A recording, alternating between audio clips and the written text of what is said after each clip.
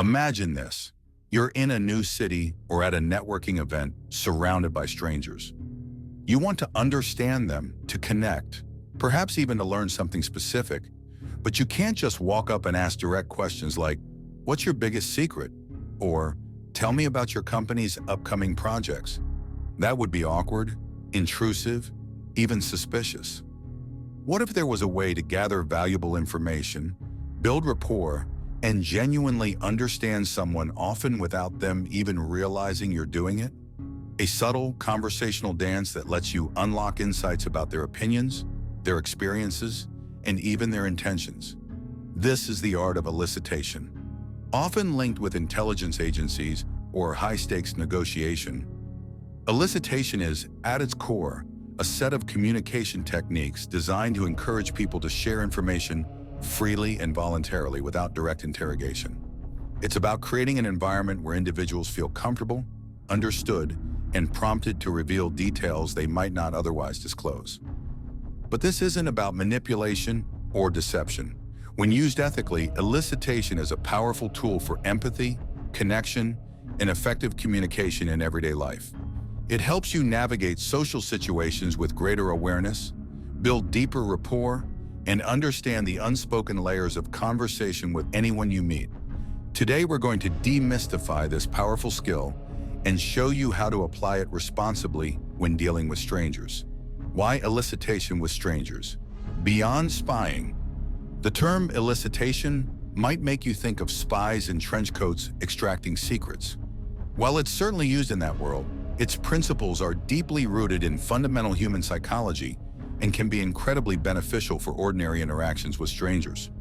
Consider these everyday scenarios. Maybe you're at a networking event and want to learn about a potential client's needs or a new industry trend. Directly asking for competitive information is a no-go, but elicitation helps you steer the conversation naturally towards those topics. Or perhaps you're traveling and trying to find the best local restaurant or understand local customs.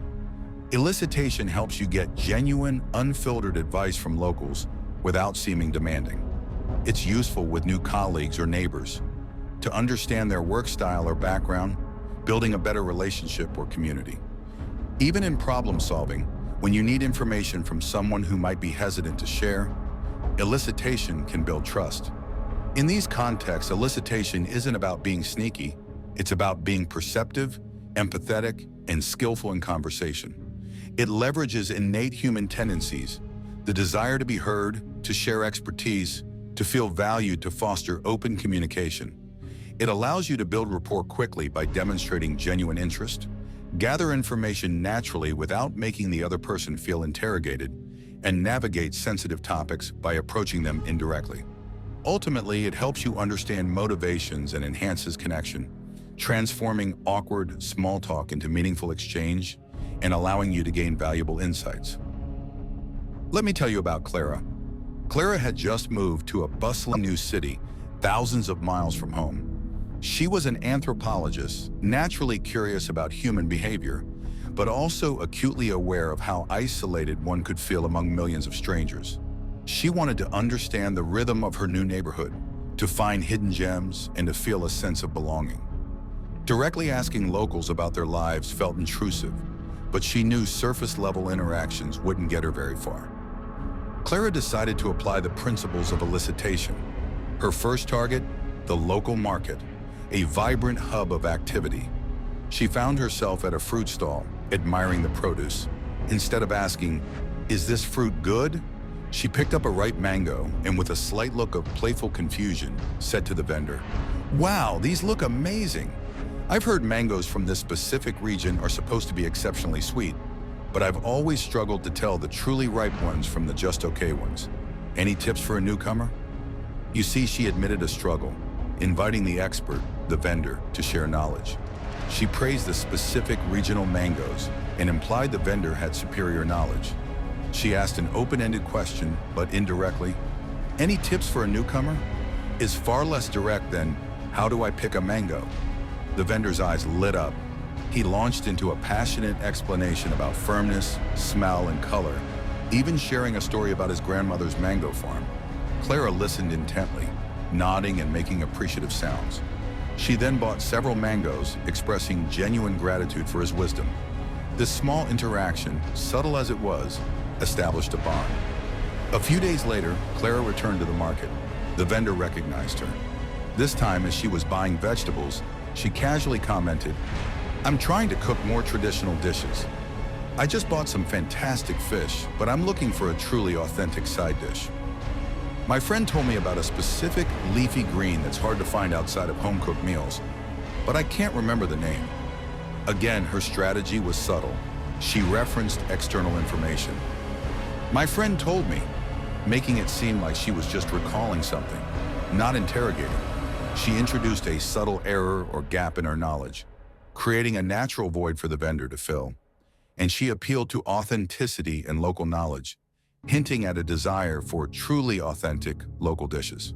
The vendor, eager to correct the slight gap in her knowledge and share his local wisdom, immediately suggested the exact green she was looking for, its various local names, and even a quick, simple recipe passed down in his family. He then volunteered, "If you're looking for authentic, you should try the small family restaurant down the street. My sister cooks there, really good stuff, not like the tourist traps." Clara wasn't looking for a restaurant recommendation, but she graciously accepted the unsolicited advice, making a mental note. Over weeks, by consistently applying these subtle techniques, showing curiosity, admitting small gaps in knowledge, praising their expertise, and always listening intently, Clara built a network of trust with local shopkeepers, market vendors, and even neighbors. She discovered hidden cafes, genuine local stories, and felt truly woven into the fabric of her new city, all because she learned how to encourage others to open up without ever making them feel interrogated. She learned to elicit trust, not demand information. Elicitation techniques are built on understanding fundamental human psychology, our desires to be helpful, to be seen as knowledgeable, and to connect. First, you want to build rapport subtly, creating a warm welcome. This involves mimicry, where you subtly and non-obviously mirror aspects of their nonverbal behavior, a similar posture, a similar pace of speaking, a similar rate of blinking. This creates subconscious comfort and a feeling of being on the same wavelength. Finding common ground is also key. When you discover shared interests, experiences, or opinions, perhaps you visited their hometown and loved a specific landmark, people trust those they perceive as similar. Above all, genuine interest is paramount. Elicitation won't work if your interest isn't real, as people can sense insincerity. Always ask follow-up questions that show you've truly listened. Next, ask open-ended questions, but indirectly, like a gentle nudge. Instead of direct questions, use generalizations. For example, rather than, "What do you do for work?" try, "What's the most exciting development happening in your field right now?" This broadens the scope and invites broader answers. Hypotheticals are also useful. If you could change one thing about topic, what would it be? This allows them to express opinions without feeling directly questioned about their current situation. You can also use leading statements carefully, such as, "I imagine it must be quite challenging to situation they're in," which invites them to elaborate on their experience. Third, engage in active listening and observation, acting as an unseen sensor.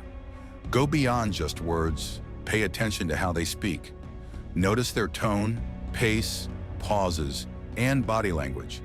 Do their eyes dart when a certain topic comes up? Do they fidget? Listen for gaps. What information are they not volunteering? What are they avoiding?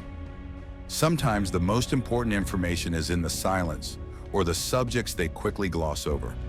Always show engagement by nodding, making appropriate eye contact, and offering verbal affirmations like, or "That's interesting." This encourages them to continue. Fourth, you can play dumb or feign ignorance, which acts as an invitation to teach. Saying things like, "I'm really confused about topic," or "I was trying to understand process, but I must have missed something," leverages the human desire to be seen as knowledgeable and helpful. People love to explain and correct, and in doing so, they often reveal valuable information you were seeking. Fifth, use flattery and validation to boost their ego. Phrases like, "You seem to know a lot about topic," or "That's a really insightful perspective," make people feel good about themselves and their expertise, making them more likely to share. Make sure your flattery is genuine and specific. Closely related is appealing to ego or expertise, acting as an expert witness. You might say, someone with your background and field must have a strong opinion on current event. Or, as an expert in area, what challenges do you foresee with new technology? This directly invites them to share their specialized knowledge. Sixth, understand the principle of reciprocity, the give and take. Share a small, non-sensitive piece of information about yourself or a relatable experience first, like, I recently struggled with minor relatable problem myself. This triggers the human tendency to reciprocate. If you offer a small piece of yourself or your story, others feel a subconscious urge to share something back, making the conversation feel balanced and trusting. Finally, there's the false statement technique, which should be used with extreme caution. This is one of the more advanced and ethically sensitive techniques.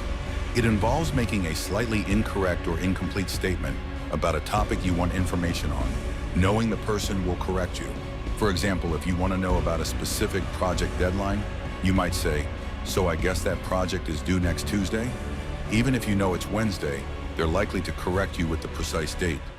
This technique can erode trust if used obviously or deceptively. It works best when the false statement is genuinely plausible or seems like an honest mistake on your part, not a deliberate lie. This technique is more common in intelligence gathering and should be approached with great ethical care in everyday interactions. Understanding elicitation techniques comes with a significant responsibility. The power to subtly influence and gather information is a double-edged sword. It can be used for connection and empathy, or for manipulation and exploitation. Always remember these ethical guidelines. Respect autonomy. The goal is to encourage voluntary sharing, not to coerce or trick someone into divulging information they wouldn't otherwise want to share. Do not bypass their right to privacy. Maintain transparency contextually. While the technique is subtle, your intent should generally be benign. If you're using elicitation to gain competitive advantage, or for personal gain at someone else's expense, you're crossing an ethical line. The goal is mutual understanding, not one-sided benefit through deception. Avoid deception. While playing dumb might involve feigning a lack of knowledge, it's different from outright lying about your identity, intentions, or facts. The false statement technique should be used with extreme caution and only in context where the intent is clearly ethical, like confirming widely known information, not extracting personal secrets. Focus on empathy and connection. Use these techniques to build genuine rapport, to make others feel heard, understood, and valued. When applied with empathy, elicitation becomes a powerful tool for building stronger relationships and navigating the complexities of human interaction. Finally, recognize boundaries. Pay attention to verbal and nonverbal cues that indicate discomfort or a desire not to share. Respect these boundaries immediately. The true mastery of elicitation lies not just in the ability to gather information, but in the wisdom to use that information responsibly and ethically. It's about building trust, not breaking it. It's about understanding the human mind to foster better connections, not to exploit vulnerabilities. Becoming a master of connection. The world is filled with untold stories, hidden insights, and valuable connections waiting to be discovered. Elicitation, when used ethically and skillfully, is your key to unlocking them. It transforms you from a passive observer into an active, perceptive participant in the rich tapestry of human interaction.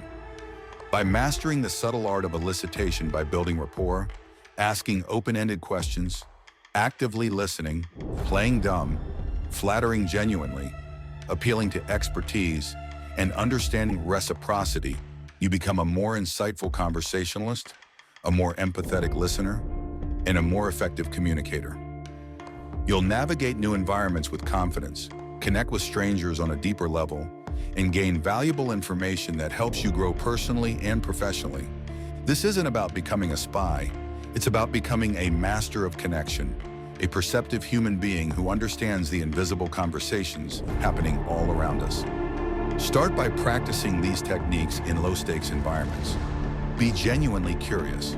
Observe, listen, and watch as strangers open up to you, sharing insights and building connections you never thought possible. The subtle art of elicitation is not about getting something from people. It's about helping them to give freely, fostering a world of deeper understanding and stronger bonds.